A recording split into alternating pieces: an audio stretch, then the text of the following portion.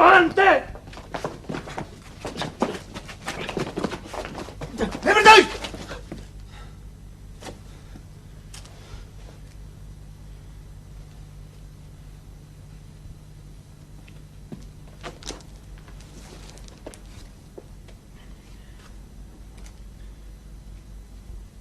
Ne vrtaj!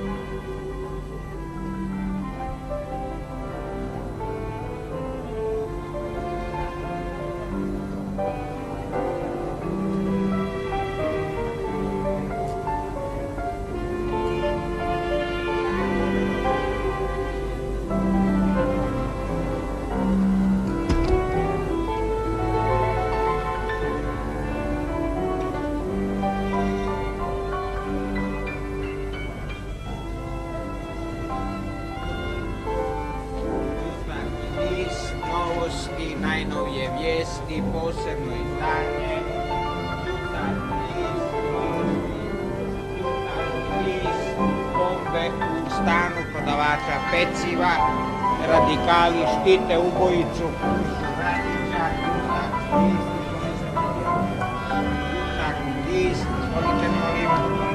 jutarnji list, doktor Vlatko Maček neće u skupštinu, Vlada Velje Vučićevića odbija, jutarnji list, najnovije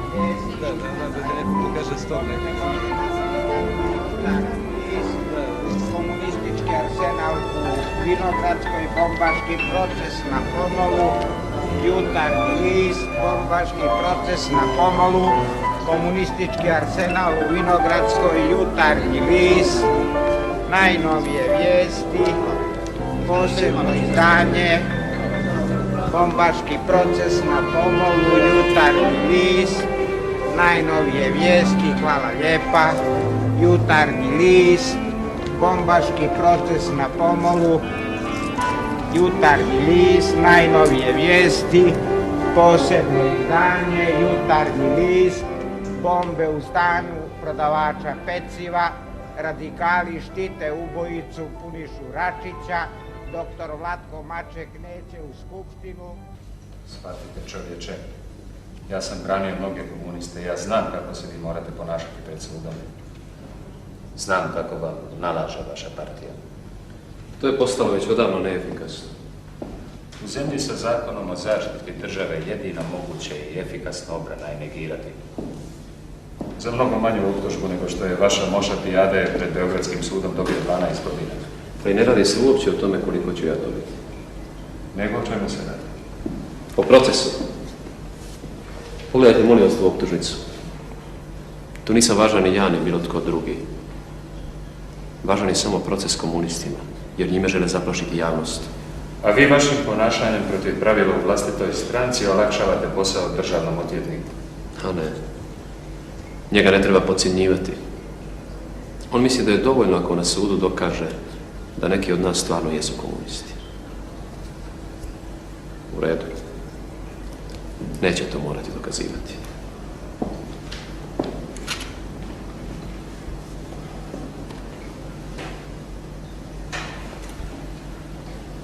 Shvatite, Broz. Niste vi sami. Ima i drugih ovdje. Znam, doktore. Oni na sudu neće tajiti da me poznaju. Ali će negirati svaku vezu s komunističkom partijom. Dobro. Kako hoćete. Ali u tom slučaju... Da će biti osuđen, to je jasno i njima i nama. Ali kad je njima toliko važan proces, onda mora biti i nama.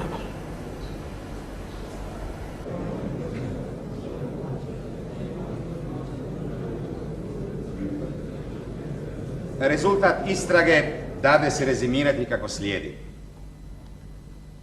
Andrija Božičković brani se da su neki nepoznati ljudi najmili mjeseca lipnja ove godine kod njega jednu sobu za 300 dinara mjesečno a u koju su donosili i odnosili razne pakete.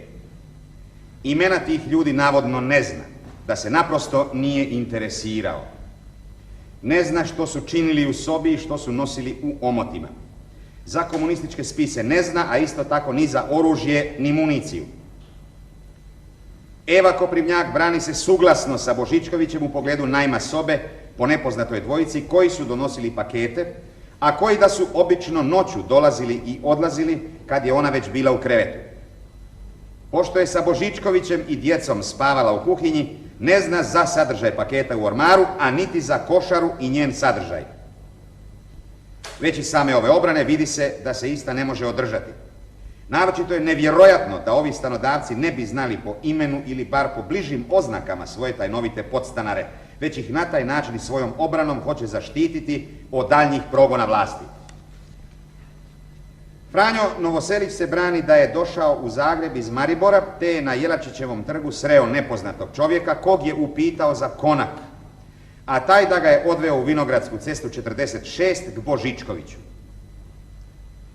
Josip Broz, oblasni sekretar metalskih radnika radi komunističke propagande po Kraljevskom sudbenom stolu u Ogulinu, već presuđen na 7 mjeseci zatvora, komunista po uvjerenju brani se da je skrivajući se pred policijom tražio siguran konak. Upućen od nepoznatog čovjeka pošao je u Vinogradsku broj 46, jer da mu je taj nepoznati rekao da je on najmio taj stan, ali da redovno ne spava tamo. Broz se uputio onamo te je u dvorištu uhićen. Priznaje da je neovlašteno nosio pronađeni revolver koji je bio oštro nabit. Ignac Koprivnjak priznaje da je u svem noćio kod sestre Eve u zadnje vrijeme 2 do 4 puta, znade da je Novoselić tamo spavao, s kojim je razgovarao. Poriče da bi za ono što se je dešavalo u stanu Božičkovića uopće znao. Pavao Brejer brani se da se je na dan svog uhićenja sastao sa Elzom Hirš, koja da mu je rekla da traži zase stano 3 sobe. On je došao u Vinogradsku 46 i tamo zašao u donje dvorište, jer da ga je tamo uputio neki nepoznati čovjek gdje da će dobiti stan. U to je bio uhićen. Poriče svaku vezu sa Božičkovićem i drugovima. Svi se dakle okrivljenici uglavnom brane da ne znaju za pronađeni komunistički materijal ništa i svaljuju svu krivicu na neke nepoznate i neustanovljive osobe. Prema iskazima svjedoka od kojih optužba predlaže da sud neke sasluša, za druge da se na pretresu pročitaju iskazi dati u istrazi, vidi se da je stan Božičkovićev bio ne samo skrovište za napred navedenu komunističku literaturu i oružje, već da se odanle to raspačavalo na rajone u Zagrebu i na odredišta u državi i time vršila komunistička propaganda. Iz ovoga što je do sada izloženo vidi se da Komunistička partija Jugoslavije doista postoji jednako kao i njen ogranak SKOJ i da je ta organizacija u zadnje vrijeme vrlo aktivna, što dokazuju spisi spomenuti pod A, B, C, D i E, bilten, a naročito strojem pisani i šapirografom umnoženi leci koji su pronađeni kod Božičkovića, u kojima ovdašnja Komunistička partija poziva da radni, citiram, narod grada i sela sa oružjem u ruci ustane u borbu za svoje oslobođenje, gotov citat, i proglasi, citiram, radničko-seljačku republiku, gotov citat, a građani da izađu svi, citiram, na ulicu. S time u savezu dade se protumačiti i nalaz oružja, municije i bombi u Božičkovićevom skrovištu, jer bi komunisti, koristeći se sa uzbuđenjem duhova poslije događaja od 20. lipnja, nastojali da oružjem izazovu zabunu i meteže, a možda i pobunu, pa da onda stanu provoditi svoje ciljeve. Uslijed toga ukazuje se ova optužnica opravdanom i na zakonu osnovanom. Hvala.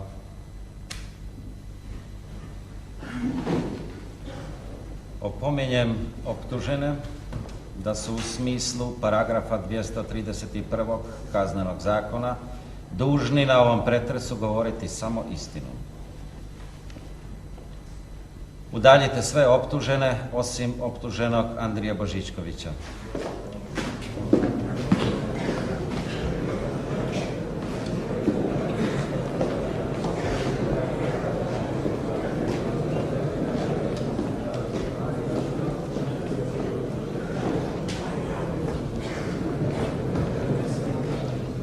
Optuženi Andrija Božičković.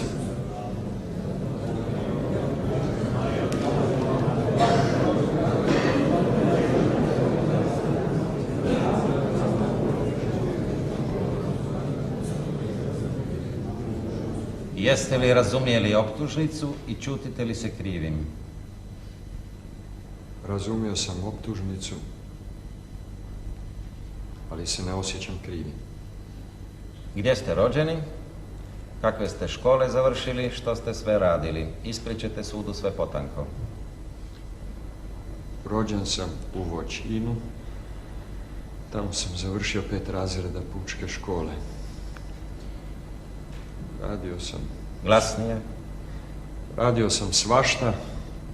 Najdulje sam bio raznosač peciva u pekari Ljudevita Osrečkog.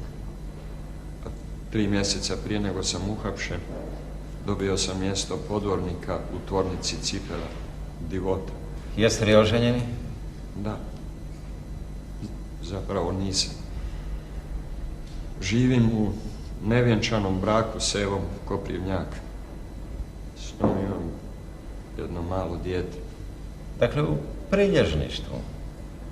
To tako vi zovete. Jeste li član komunističke partije? Ne.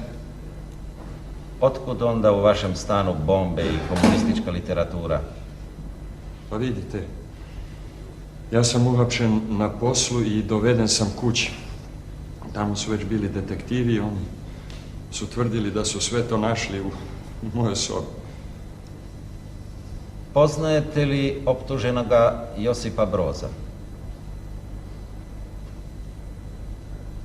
Poznajem. Kako ste ga upoznali? Pa s njime je upoznao prije otprilike godinu dana Petar Kurtić.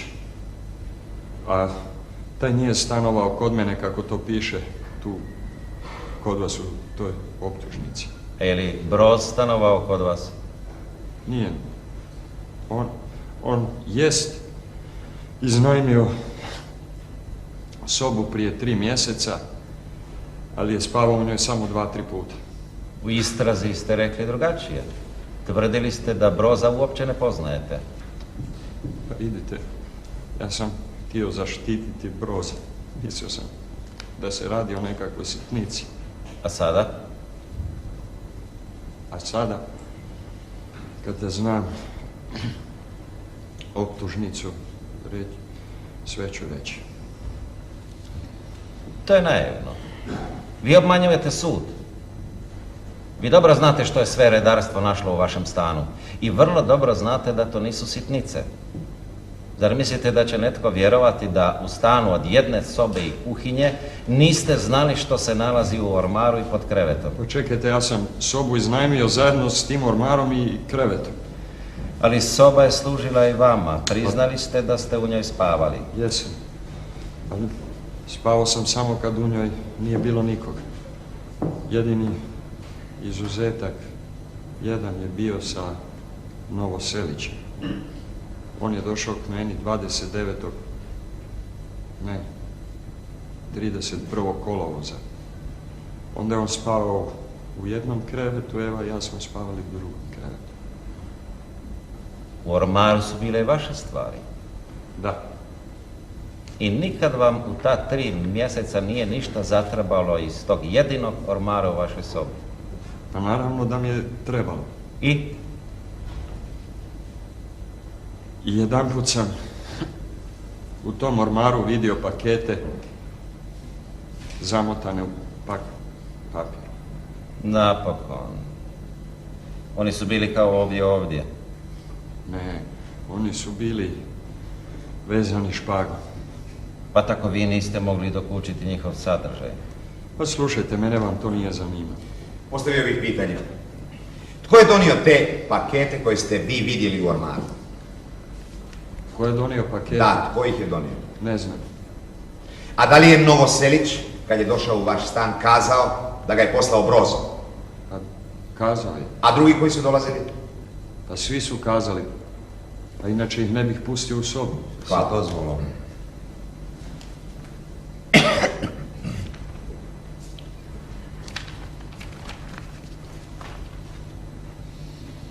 Otkad poznajete Broza? Te da li vam je poznato da se on bavi komunizmom i komunističkom propagandom? te da je već bio suđen po zakonu o zaštiti države po kraljevskom sudbenom stolu u Ogulinu sa 7 mjeseci. Broz. Ja ne znam da li je Broz komunist. Ne znam ni da li se bavio komunističkom propagandom. A to da je suđen po tom zakonu o zaštiti ove države, to sam doznao sad iz optužnice. Ja znam samo da je Broz tajnik Metalaca. Svjedok Lovro Cesar pred sucem istražiteljem je izjavio da je još u februaru ove godine vidio kod vas nekoliko bombi i revolver. To nije istina. Ja uopće tog Cezara ni ne poznam. On je vjerojatno potplaćen od policije da bi tako govorio. A tko je pisao adrese na tim paketima? Adrese?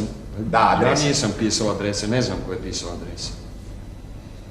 Ne znam uopće šta je to skoj. A što je to Kominterna? Ko? Kominterna. Ne znam. Rekli ste da niste komunista, a u vašem džepu nađen je letak što ga je izdala KPJ nakon 20. lipnja. Pa taj letak sam ja dobio od jednog čovjeka na ulici. A vaša vojna objava nađena je među tom komunističkom literaturom. Pa vidite, ja sam tu objavu imao ovdje u džepu. I kad sam došao na policiju, onda sam je dao svojoj ženi Evi Koprivnjak. A policajci su to od nje uzeli i stavili su sve ove ostale stvari koje su našli u mojoj sobi. Vidite da policija ima u svemu tome svoje prste. Ako dozvolite, koga ste našli u stanu onoga dana kada je obavljena premetačina? Samo detektive. A da li su vas upozorili da se možete protiviti pretresu bez svjedoka? Nisu. Da li su zaplijenjene stvari zapečatili prije no što su ih ponijeli? Ništa oni nisu zapečatili. A zapisnike su li sačinili? Jesu, ali nisu mi ga dali da ga pročitam, niti je itko tražio od mene da bilo što potpišem. Hvala. Zašto ste pred policijom i sucem istražiteljem davali izjave koje se sasvim razlikuju od današnjih? Pa slušajte, već sam vam rekao, ja sam htio zaštititi Broza.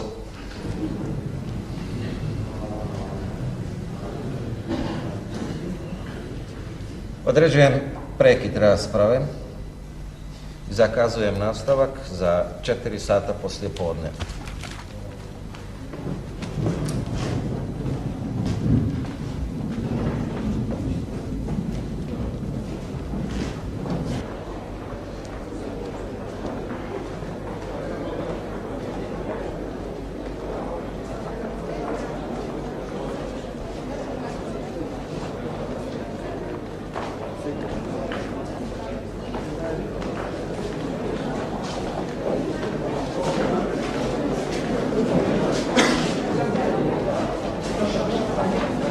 Ovaj Božičković se dobro država. Ipak su ga na kraju stjerali u ćošak. To nije bitno. Nisu ga dobili ni u jednoj važnosti. Ti su paketi bili zamotani belom pak papiru. Ali nisu bili zvezani špagom. A vaš je prilježnik ovdje rekao da su bili svezani. To su valjda bili drugi. Ali ovi koji je policija našla nisu bili zavezani. A to onda kod vas bio cijeli poštanski ekspedit. Dolazili su razni ljudi. Postavio bih pitanje optuženoj. Da. Tko je spremao sobu? Ja? A jeste li ikada naišli na bombe pod krevetom? Ne, nikad. Ali one su nađene u vašoj košari. Ta košara u kojoj se je našlo oružje ni moja. Ja imam 2 košare za plac. I jedna je bez ručkih, a druga ima kožnate ručke. Otkud je ta, ja ne znam. Kako to da se niste interesirali za stvari koje unose i iznose vaši stanari? Oni su rekli da to ne diramo. A ni meni zanimalo. A da ste otvarali te pakete, šta biste u njima našli po vašem mišljenju? Valjda papir. I što biste vi s njima? No, što biste s njima? Niš. Pustila bi ih gde jesu. Ja ne znam čitat. Da znate, pročitali biste ime Karla Marksa. Poznajete tog gospodina? Ne poznam. Dopuštenjem suda postavio bih jedno pitanje. Izvolite. Hvala lijepo. Kada je Novoselić došao k vama, da li je i on nosio nekakve pakete? Mislim samo svoje stvari u ruksaku. A je li vam Božičković to dao prilikom uhićenja? Dali mi je nekakvu objavu za vojsku, koju su mi poslali na policiji iz Zeli. Hvala. Nema više pitanja. Hvala, nemam pitanja. Možete sjesti.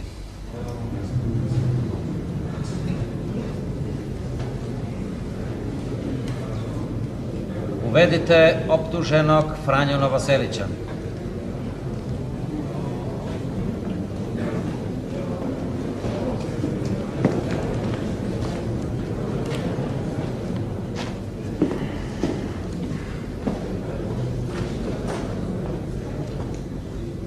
Jeste li razumjeli optužnicu i čutite li se krivim? Optužnicu sam razumio i ne osjećam se krivim. Gdje ste rođeni? Kakve ste škole završili? Gdje ste radili do uhićenja? Rođen sam u Osijeku, u Retvali, 1907. godine.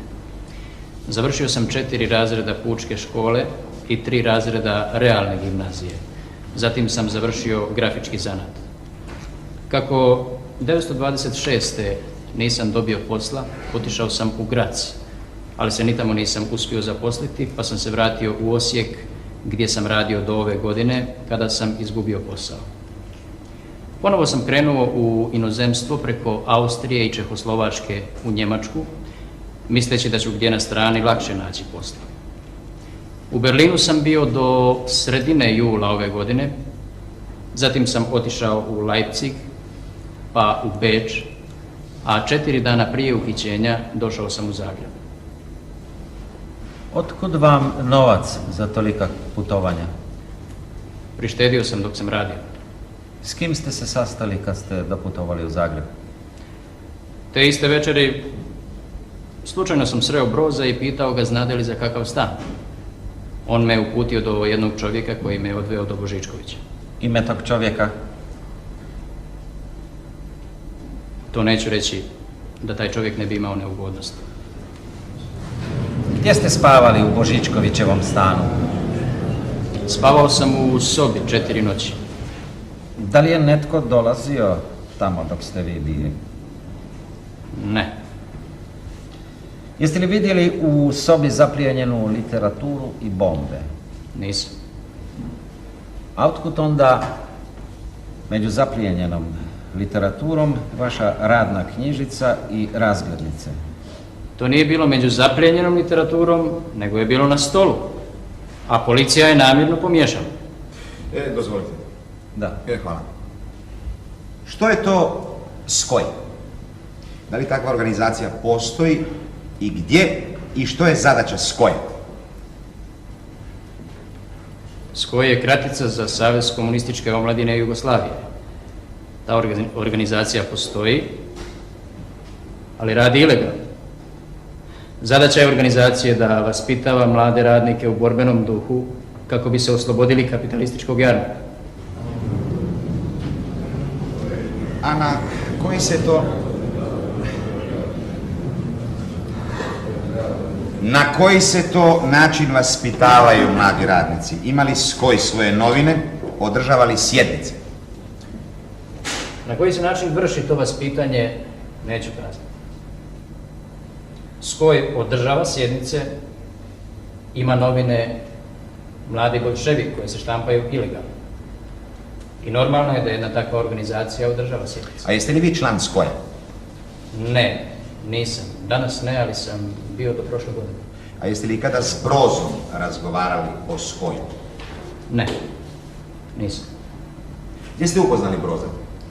U Zagrebu 1926. ali nisam znao njegovo ime jer si mi između sebe ne govorimo ime. Pa kako se to vi onda raspoznajete? Po brojevima? Ja nisam policijski konfident da odajem svoje drugove. Ako vi nama kažete. Hvala, nema više pitanja. O čemu ste razgovarali s Božičkovićem u ova 4 dana? O sasma privatnim stvarima. Da li je u to vrijeme Broz dolazio kod Božičkovića? Ne. Nijedno.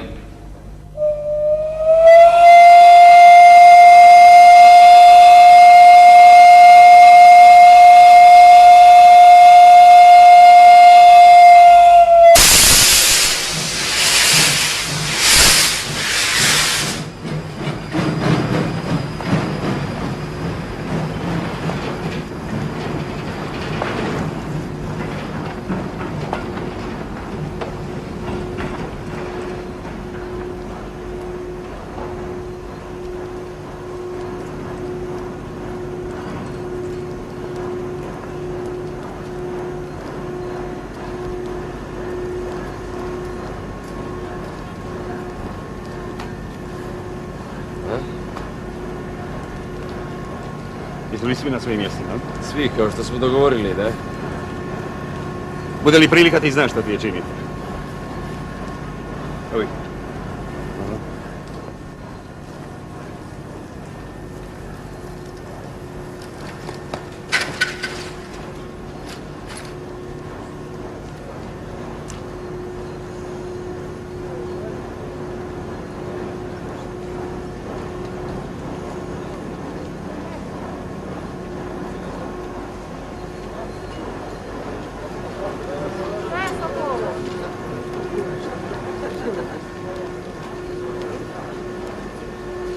Hoćemo govornika! Govornika! Hoćemo govornika!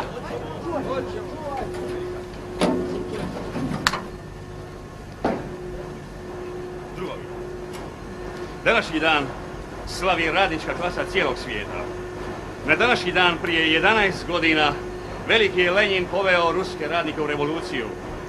U svojim srcima mi smo danas s našim drugovima i našom braćom, sovjetskim radnicima, koji prvi u svijetu izgrađuju radničku državu, u kojoj nema eksploatacije čovjeka po čovjeku, u kojoj jednakome danas čvrsto stiše ruku, u želji da radnička klasa u cijelom svijetu sruši lance ropstva.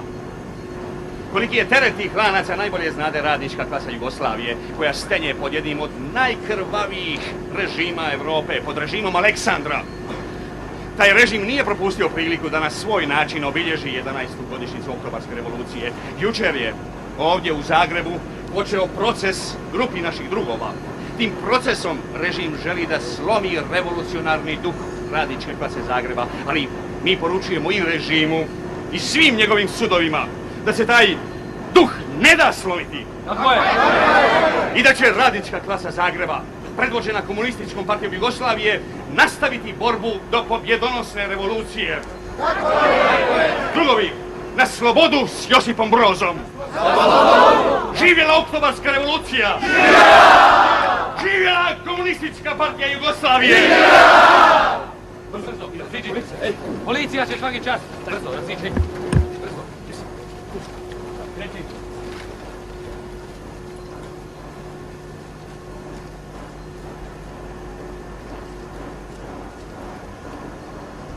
Govorili ste da Skoj vaspitava mlade radnike. Kakav je predmet tog vaspitanja? Prosvjetni i revolucionarni. Kakav prosvjetni i kakav revolucionarni? Na sjednicama ćelija čitali smo knjige i brošure i o njima debatirali. Što se tiče revolucionarnog pravca vaspitanja, učili smo kako da revolucijom svrgnemo buržoaziju i uspostavimo vlast radničke klase. Da li su pronađene bombe u savezu s time? Nisu. Da li je dužnost člana ćelije tražiti nove simpatizere? Da, jest. Ali ja to nisam radio, ja sam imao drugi zadatak. Kakav? Da ne možda zadatak kurira? Recite još jedanput, Tko vam je platio put za inozemstvo? Da nije možda vaša ćelija? Ne, na put sam išao svojim novcem. S dozvolom suda htio bih nešto razjasniti. Hvala. Jeste li vi član Saveza grafičara? Jesam. I recite nam, kakva je to organizacija? To je internacionalna potporna organizacija grafičkih radnika. Kad članovi našeg saveza dolaze u inozemstvo, dobivaju putnu potporu. U slučaju bolesti i bolesničku potporu. A ako grafički radnik radi negdje u inozemstvu 26 tjedana, pa ostane bez posla, savez mu i tada daje potporu. A da li ste vi u inozemstvu dobili neku od tih potpora? Jesam. Bolesničku. Hvala. Nemam više pitanja.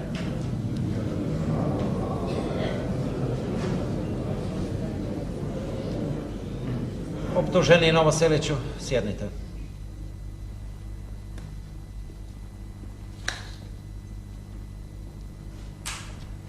Uvedite optuženak Josipa Broza.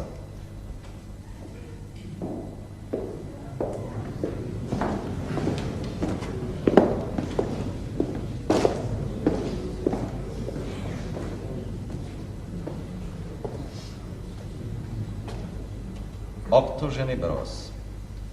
Čuli ste optužnicu.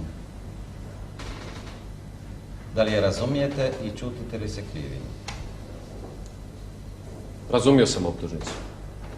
Mnogi njezini navodi su točni, ali se krivim ne osjećam. Koje to navode priznajete? Priznajem da sam član ilegalne komunističke partije Jugoslavije. Priznajem da sam radio na propagandi ideje komunizma. Priznajem da sam objašnjavao zbog čega sve nepravde koje proletarijatu čini buržoazija i da sam ukazivao na put za oslobođenje radničke klase. Priznajem da sam sve to činio od 1921.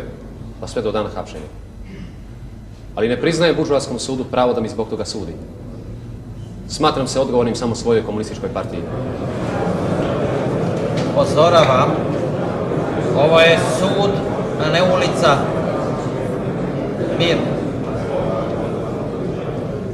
Novoselić je ovdje barem pokušao dokazivati da više nije član ilegalnih antidržavnih organizacija. Je li vam poznat Zakon o zaštiti države? I jeste li čuli da taj zakon zabranjuje svaku komunističku djelatnost? Zakon o zaštiti države nisam čitao, ali sam ga dobro upoznao. Potom se zakonu dospijeva u Lepoglavu. Znam i to. Ali bilo bi zlo kad bi se komunisti bojali jednog privremenog zakona. Ja držim da su prirodni zakoni viši od onih zakona koje stvori jedna klasa da potisne drugu. Zbog toga se ja ne bojim Lepoglave. Miro Dvorani, kakva je vaša funkcija u komunističkoj partiji? To vam neću kazati. Kakve ste škole završili? Završio sam 4 razreda pučke i 2 razreda građanske. Onda sam pošao na zanat. Poslije toga sam išao u inozemstvo, a onda 1914. godine u rat. Pao sam u rusko zarobljeništvo i tamo sam dočekao Oktobarsku revoluciju 1917. Kad ste se vratili u Jugoslaviju i gdje ste živjeli?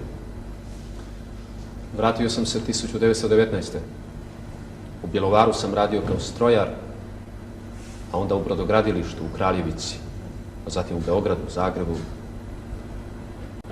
Ali svuda sam bio otpušten. Zašto su vas otpuštali? Zbog toga što sam u radničkom pokretu uvijek govorio da se sila samo silom suzbija. Da je revolucija jedini izlaz radničke klase. Zbog toga ste kod Božičkovića spremili one bombe. Bombe i oružje je policija podmetnula. Božičković je u istrazi tvrdio da je i literaturu policija podmetnula, a jučer je na saslušanju priznao da joj je i prije ovdje vidio. Literaturu su tamo stavili moji drugovi, ali za bombe sam siguran da nisu naše. Koji vaši drugovi? Ovi ovdje? Božičkovića ni ostali nemaju s tim nikakve veze. Što znače bilješke u vašem notesu? Na primjer, R1, 5b. To su oznake za literaturu koju smo slali. Bilo za ovu koju je policija zaplenila ili za druge. Koje druge? A to što stoji pred vama samo je dio. Na mnogim mjestima u gradu ima još i ta literatura se neprestano rastura. Tko to organizira? Dosad sam ja organizirao, ali mojim hapšenjem taj rad nije prestao. Što znači 26L, 80L? To su oznake za knjigu Osnovi lenjinizma. A otkud ste dobivali te knjige? To ne mogu kazati. A što znači R1, R2, B? Ni to neću kazati. A kakve su to priznanice koje su nađene kod vas? Ja sam tajnik metalaca i te priznanice odnose se na sindikate. Ili su to priznanice za članarine koje smo ubirali, ili se odnose na novac koji je sindikat davao kao pripomoć ženama čiji su muževi u zatvoru. A što znači bilješka stav partijskog vodstva po događajima i političkom stavu SDK? Reorganizacija ćelija i rajona. Te bilješke odnose se na ono o čemu sam govorio na sastancima komunističke partije. Da li su vam poznati leci koji su izdani poslije 20. lipnja u kojima se narod poziva na ustanak? Jesu. Ko ih je pisao? To neću kazati. A zašto ste nosili uza se nabijen revolver? Radi vlastite odbrane. U policijskoj prijavi stoji da ste kod hapšenja prijetili da bi sve postrijeljali da ste mogli. Pa to je laž.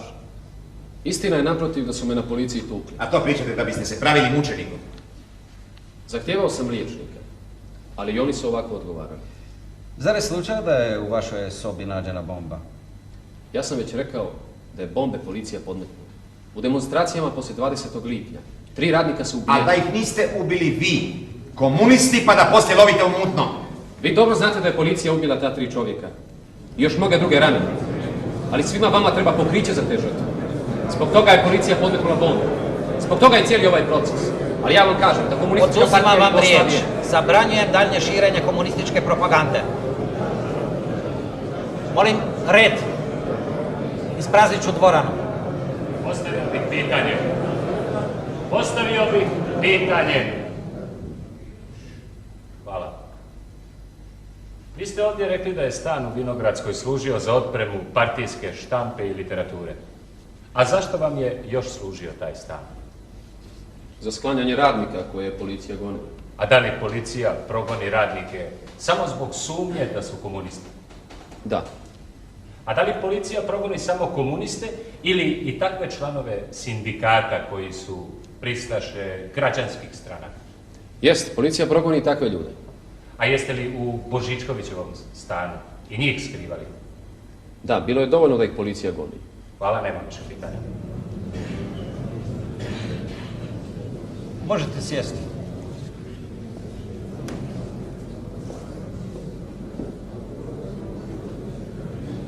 Neka se uvede optuženi Ignac Koprivnjak.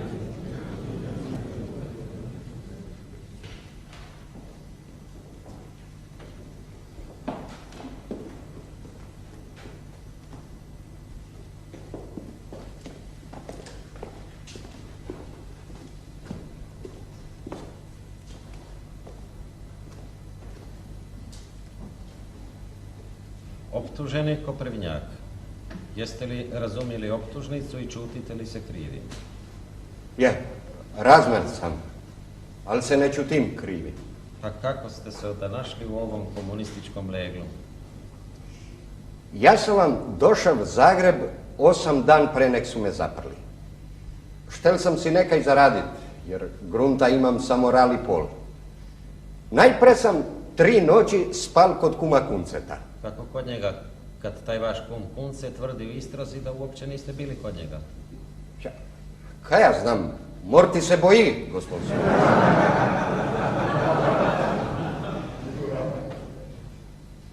Posle sam spal kod sestre. Jeste li tamo vidjeli ove papire? Ne, niš ja nisu vidjeli. Ja vam ne znam čitat, gospod sudac. A bombe? Kaj bombe? Ni njih ja nis vidjel. Ja sam spal u kuhinji.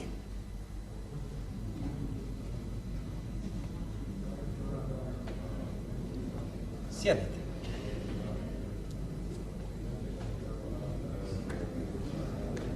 Neka pristupi optuženi Breer koji se brani slobode.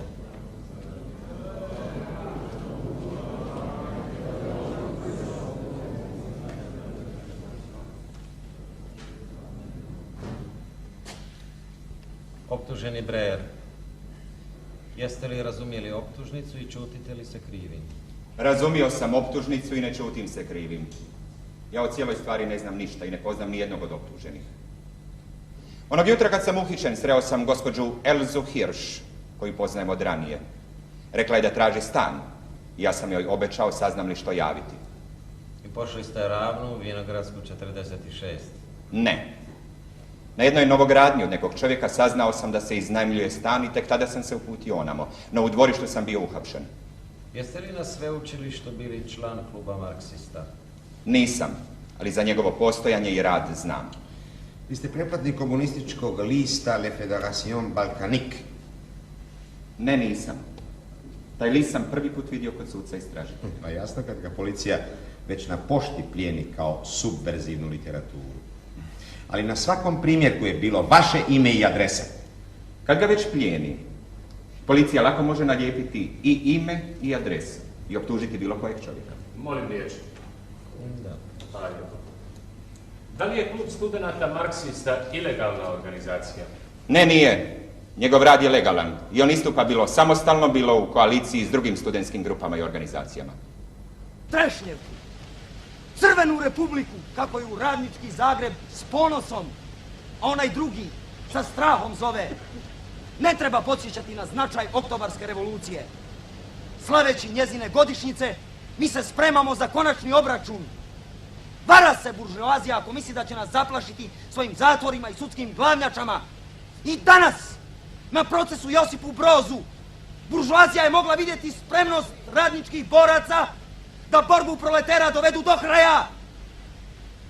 Čas konačnog oslobođenja je blizu! Tako je! Ustajte, vi se naš roblje, vi sužni koje mori glad, sa silom vas pod silu dolje, krajnji čas je došao sad. Naprijed, drugovi! Naprijed!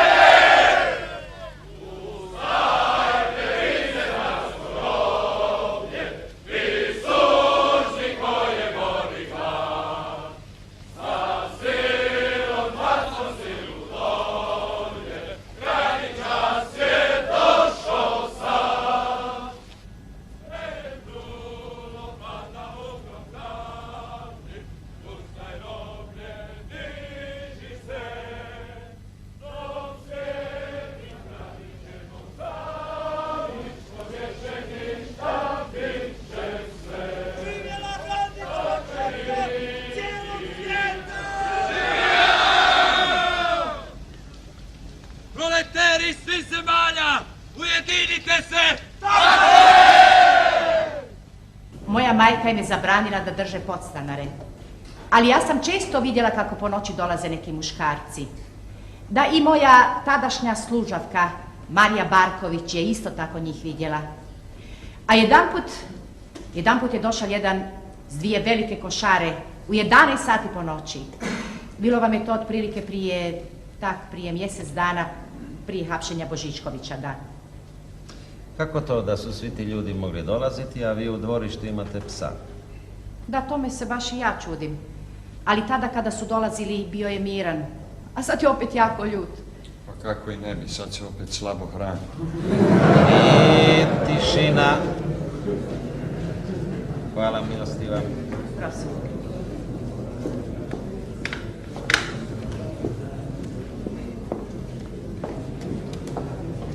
Sud je zatražio od redarstva da se ne pristupivši svjedoci Marica Barković i Mato Kunce predvedu, međutim njih nije bilo na navedenim adresama.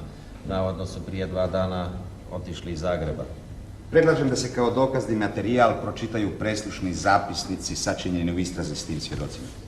Ima li obrana primjedaba? Ne, nema.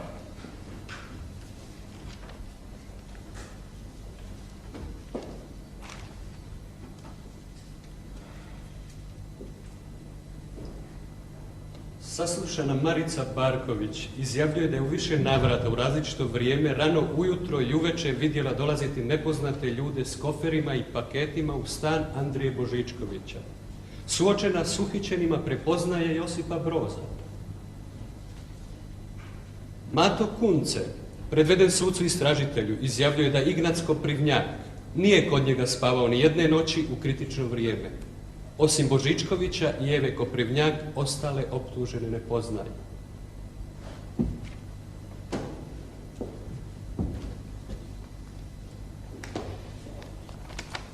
Neka pristupi svjedok Julije Rimaj.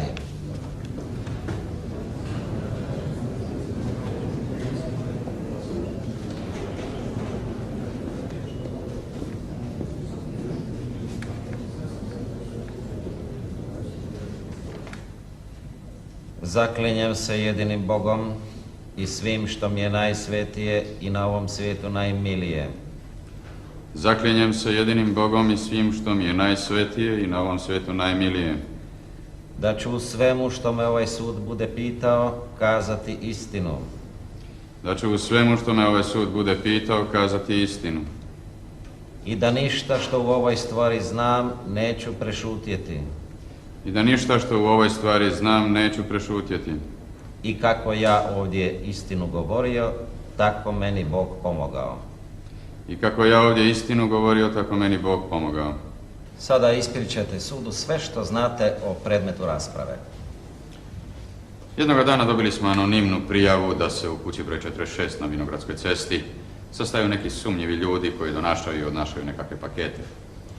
Kako je to i inače sumnjiva kuća, jer je majka Eve Koprivnjak poznata tatica... Pa čujte vi, slavni sude, to nije istina! Koprivnjakova, sjednite. Ne ometajte sud. Govorit ćete kad ja dozvolim. Nastavite. Poznata tatica koja je i kriminalno kažnjavana i dobila izgon iz Zagreba. To sam svojim ljudima naredio da malo pripaze na tu kuću. Izveštaji koje sam posle toga dobivao govorili su da se doista tamo sastaju sumnjivi tipovi i ja sam poslao 2 svoja čovjeka da tamo izvrše premetače. Sve što su tom prilikom našli, i literaturu i bombe, složili su pred Evom Koprivnjak na krevet. Je li tako bilo, Koprivnjakova? To je sve složeno na krevet. Jeste li čuli, Broz? A vi govorite o podmetanju. Ostaje kod onoga što sam rekao. To je sve mogao neki provokator ranije podmetati. Molim da mi se dozvoli nekoliko pitanja Koprivnjakovoj.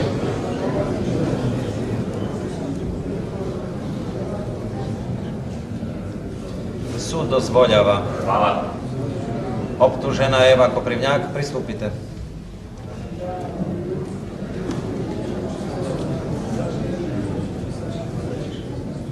Znamo da su detektivi Rakić i Štefulj izvršili kod vas premetačinu. Ispričajte još jednom potanko kako je tekao pretres. Oko 9 jutro došli su Rakić i Štefulj. Rekli su da su s policije i da budu napravili premetačinu. Dakle, vi niste vidjeli da je... Protestiram, obrana stavlja gotove odgovore. Dobro. Da li ste vidjeli kad je detektiv Štefulj izvukao ispod kreveta one bombe? To ne, gospod advokat. Nis mogla, jer je Rakić tražio da gledam dok on prekapa po ormaru.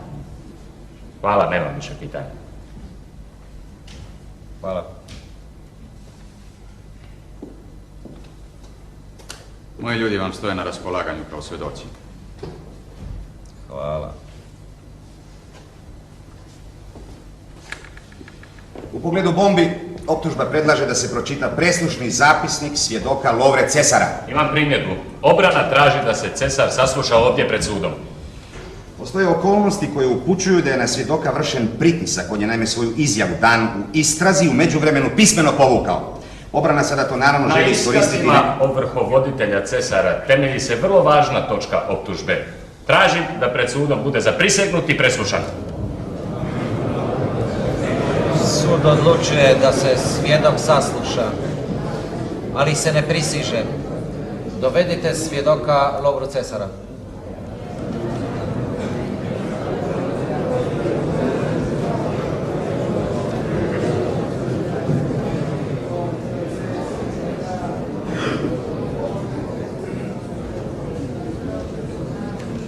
Vi treba ovdje da kažete što ste vidjeli prema iskazu u istrazi od oružja u stanu kod Božičkovića.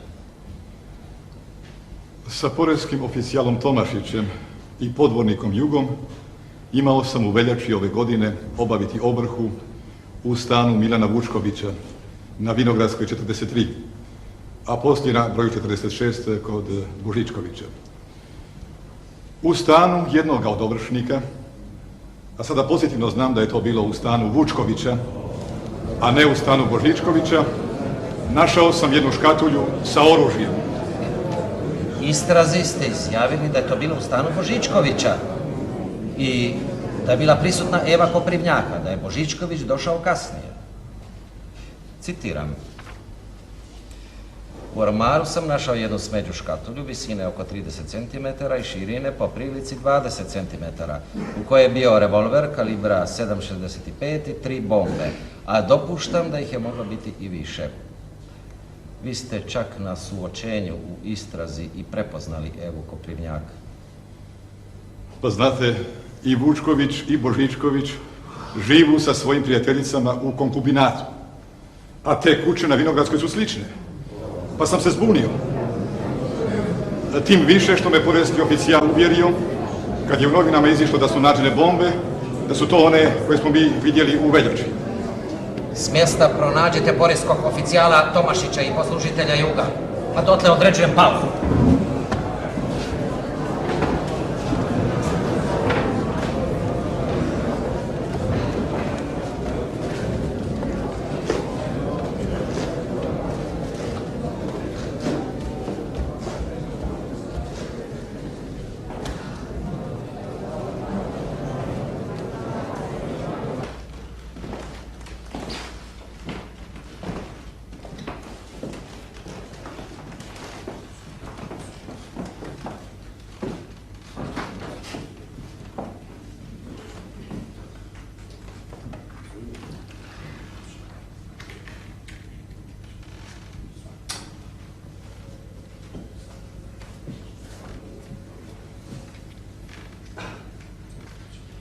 Da bar one dane nis spal kod tebe.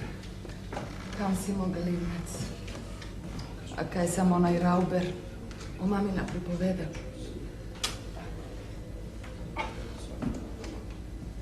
I što li će još taj Tomašić izmisliti? Dobro je. Sami se zapetljavaju.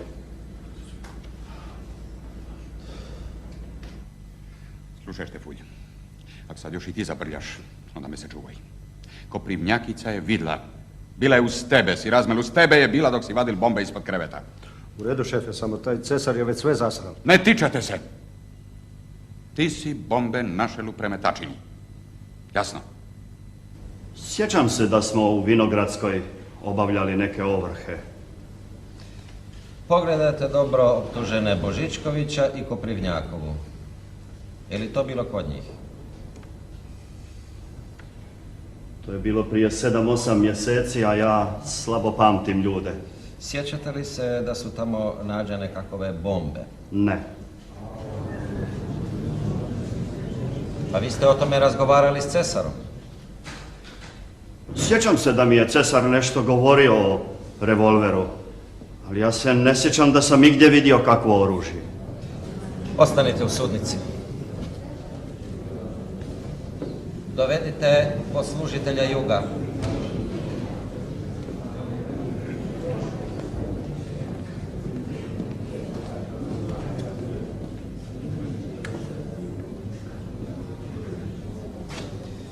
Cesar je u istrazi izjavio da ste prilikom jedne ovrhe u veljači u Vinogradskoj naišli na nekoliko bombi.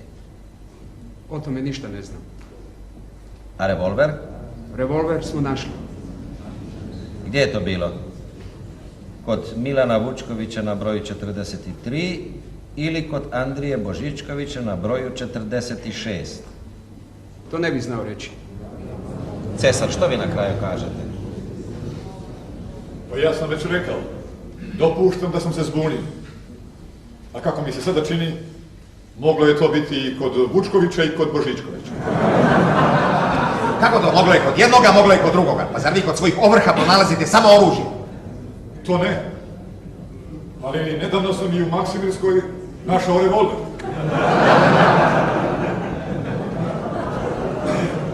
I s ovakvim svjedocima čovjek treba da vodi raspravu. Molim riječ. Izvolite. Hvala. Božičkoviću, jeste li ikad sudski kažnjeni na pljenidbu imovine? Nisam. A da li je kod vas ikad bila ovrha? Nikad. Hvala, nemam više pitanja. Rasprava je završena. Zakazujem nastavak za 4 sata poslije podne.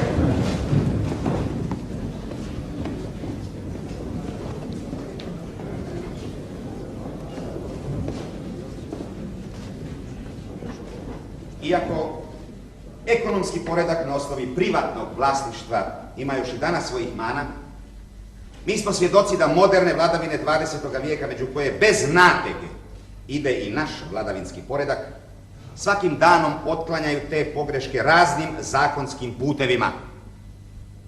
Kod nas je uveden zakon o zaštiti radnika, zakon o osiguranju radnika, zakon o inspekciji rada i zabrani zapošljavanja malodobnih osoba.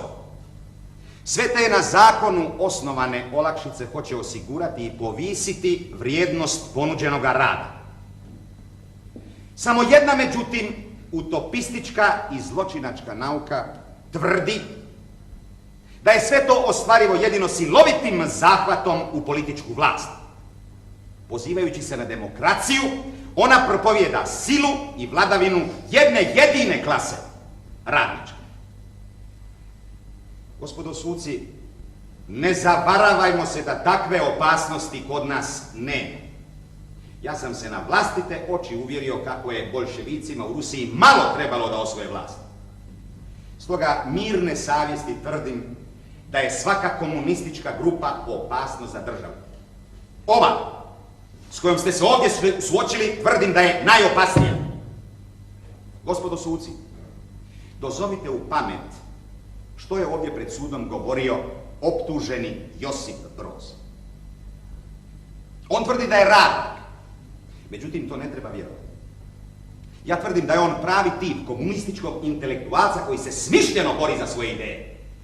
On je priznao da je komunist, ali nijednoga časa na sudu se nije pokajao. Naprotiv, on je svoje svjedočenje na sudu pretvorio u propagandu svojih komunističkih ideja. Slavni sude, raspravom je izišlo na vidjelo mnogo više nego što je to optužnica navela. To je velika zasluga i dokaz umješnosti ovoga suda. Slobodan sam zbog toga zatražiti proširenje optužnice za Josipa Broza, koji je u istrazi priznao da je tečajem svih ovih godina, od 1921. pa do uhićenja, propagirao u raznim mjestima gdje je bio zaposlen komunističke ideje koje su zabranjene zakonom o zaštiti države. To isto tako i za Franju Novoselića, koji je u Osijeku kao član Skoja propagirao iste ideje. Tražim da sud optužene, kad ih nađe krive, kazni po zakonu o zaštite države, što je moguće strože.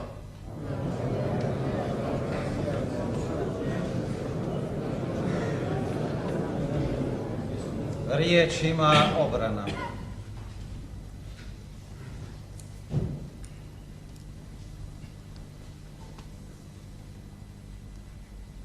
Gospodo suci,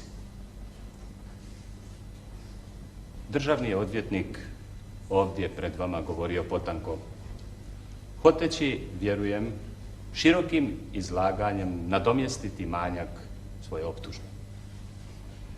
Vi imate pred sobom optužnicu i završni govor državnog odvjetnika. On je na ovu raspravu došao sa bombama. Međutim, on se u završnoj riječi kloni tih bombi, jer je svjestan i sam koliko su one zatajile. No pođimo nekakvim redom. Na ovom procesu je bilo dosta juridički nelogičnih stvari. Jednu ste čuli čas prije. Meni je poznato iskustvo državnog odvjetnika i zato ne mogu vjerovati da mu se to slučajno omaklo. Državnik se odvjetnik nada da na ovom sudu može i to proći. On naime potpuno ignorira zakon o sudskom postupku. On proširuje optužnicu nakon što je dokazni postupak dovršen. Zakon o zaštiti države, gospodo suci, dozvoljava svašta, ali to čak ni taj ne predviđa. Nadam se da će sud barem toliko poštivati zakon o sudskom postupku i odbaciti zahtjev za proširenjem optužnice, tim više što je sudu poznato da je Josip Broz već osuđen u Ogulinu za ono zašto ga sad iznova pokušava optužiti državni odvjetnik. Državni odvjetnik je ovdje govorio o sovjetskoj Rusiji i o komunizmu. Pozivao se na naš 12-milijunski narod koji nam neće oprostiti ako prema tom bauku ne budemo dovoljno oštreni. Međutim, on zaboravlja da većina današnjih evropskih država priznaje realno postojanje sovjetske komunističke Rusije kao državne organizacije, te s njome održava ekonomske i političke veze. Za ilustraciju, Čehoslovačka je kao država daleko od komunizma. Međutim, u njezinu parlamentu komunisti sjede kao poslanici. Što više, poslanik Šmeral je oženjen Staljinovom sestrom. Nisam siguran, gospodo, da ga zbog toga kod nas ne bi osudili na vješala. Opominjem vas, držite se predmeta. Na ovom procesu glavni svjedoci optužbe su bili policijski službenici. Ti svjedoci svjedoče u stvarima optužbe u kojoj su sami bili akteri bez svjedoka. Ustav zabranjuje pretres stana bez svjedoka, a svi stanovi ovdje bili su pretreseni samo u prisustvu policije. Zaključite onda sami, gospodine suci. Prosuđujete li pak vrijednost svjedočenja policijskih službenika? Ne možete mimoići izjavu nadzornika detektiva Rimaja, koji je ovdje pred vama izjavio kako je majka Eve Koprivnjak, poznata tatica, kriminalno kažnjavana i izgnana iz Zagreba. Time je valjda htio reći, eto kakva je to kuća u Vinogradskoj 46 gdje se skupljaju komunisti. Moj koncipijent je otišao i potražio sve podatke u sudskoj kancelariji. Gospodo, majka Eve Koprivnjak ne da nije nikad bila kriminalno kažnjavana, nego ta starica za svog života nije bila u Zagrebu, te tako nije iz njega mogla biti izagnana.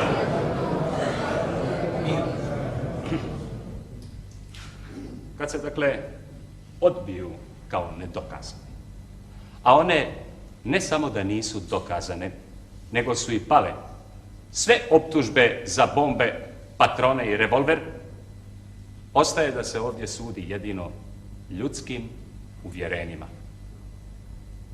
Ta uvjerenja ovdje pred vama branio je Josip Broz. Njega se tuži po zakonu o zaštiti države. Ali kad država donosi takav zakon, kao što je zakon o zaštiti države, koji sudi i samim uvjerenjima, onda se ona mora zapitati najprije o sebi kao državnik. Ali ona se o tome ne pita. Tim više, gospodo suci, moramo se pitati mi, njezini građani. Moram reći da sam na ovom procesu i ja, koji nisam komunist, počeo razumijevati zašto komunističke ideje u ovoj državi zadobivaju sve više i više pristalica. Kakve su u njoj političke prilike, rekao je ovdje Broz kad je spominjao ubijstvo u Narodnoj skupštini. A kakav je socijalni položaj radništva, dovoljno je da otvorite novine. Ni one to više ne mogu skrivati. Ovih dana čitate o štrajku u tvornici keksa Bizjak. Opominjem vas po drugi put. Oduzet ću vam riječ ako se ne budete držali predmeta. Nije potrebno, gospodine predsjedatelju, završavam. Tražim da sud oslobodi okrivljene i odbije prihvatiti optužbu po zakonu o zaštiti države, jer je to drakonski zakon donesen prije 8 godina i u tih 8 godina on nije uspio spriječiti ljudska uvjerenja, jer to ni jedan zakon u ovom svijetu ne može. Nije hvala.